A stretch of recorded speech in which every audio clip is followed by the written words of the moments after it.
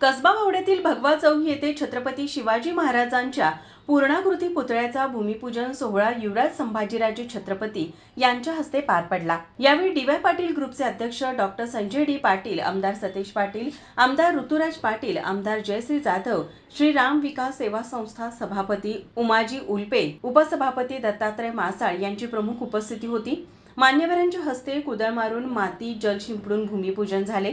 दरम्यान ढोल, हलगी, घुमक व कैताळचा कडकडाट आणि ढोल ताशांच्या गजरात विविध गडांवरून आणलेली माती व विविध तीर्थक्षेत्राहून आणलेल्या पाण्याची पालखीतून मिरवणूक काढण्यात आली। या पुतळ्यासाठी परदेशातील शिवछत्रपतींच्या ओरिजिनल पेंटिंगचा आधार घेण्यात आला आहे।